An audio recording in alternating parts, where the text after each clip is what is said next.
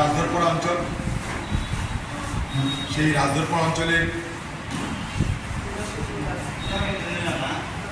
যারা খেটে খাওয়া সাধারণ মানুষ, এতদিন তৃণমূলের মোহজালে যারা আবদ্ধ হয়েছিলেন, আজ তাদের মোহমুক্তি হয়েছে। আমাদের ব্লক কংগ্রেস সভাপতি নুরুজ্জামান, অঞ্চলের দায়িত্বে সাইদুল, তাদের দৃঢ় নেতৃত্বের প্রতি আস্থা রেখে তারা কংগ্রেস দলে আজকে যোগদান করলেন। আমরা যার পর নাই তার জন্য আনন্দিত।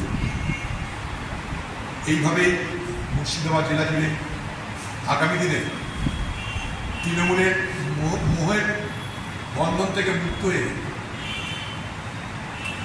আমাদের দলে যোগদানের ঘটনা আরও ঘটতে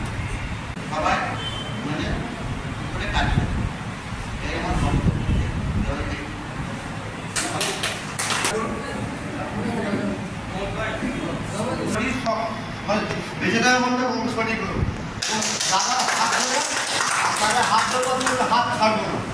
এটাই আমার মানে প্রশংসা আছে এবং আমি জিদ করেছি একটাই, যে তৃণমূল পার্টি জীবনে বেঁচে থাকা বন্ধ করবো না।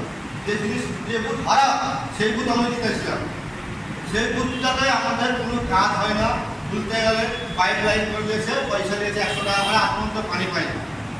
মানে এত কষ্টতে থাকি, একটা লোক মানে বাড়ি থেকে 25 ফুট রাস্তা দূর, মানে এতটা করে কাজ হয়। এখন বলতে গেছি মেম্বার দিয়ে হাত জোর করেছে, অন্তত আমাদের নাটা ওই লোকটাকে বাড়ির জন্য একবারে আধা কি করেছে, নিচে ফেলে দেওয়া। তার দিক ঘৃণা করে আজকে দাদা হাত ধরে একবারে এমন শপথ খাবার জীবনে কংগ্রেস পার্টি করবো না।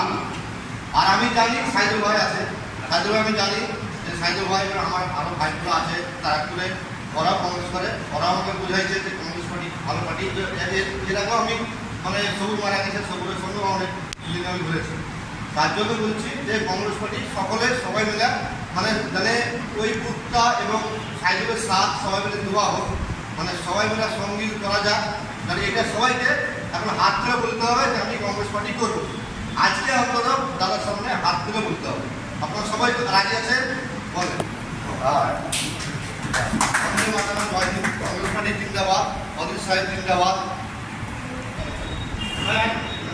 বলো তোমাদের চোখে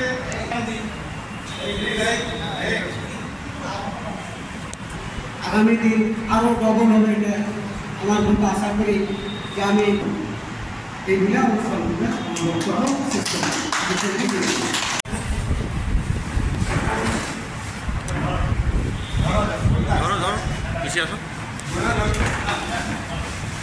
আজ রাজধরপাড়া গ্রাম পঞ্চায়েত থেকে তৃণমূলের সক্রিয় যারা কর্মী, যারা তৃণমূলের জন্য এতদিন ধরে লড়াই আন্দোলনে সামিল হয়েছিলেন, তৃণমূলের প্রতি বিতর্ক হয়ে মুর্শিদাবাদ জেলা কংগ্রেস ভবনে কংগ্রেসের সর্বভারত শপথ নিয়েছে।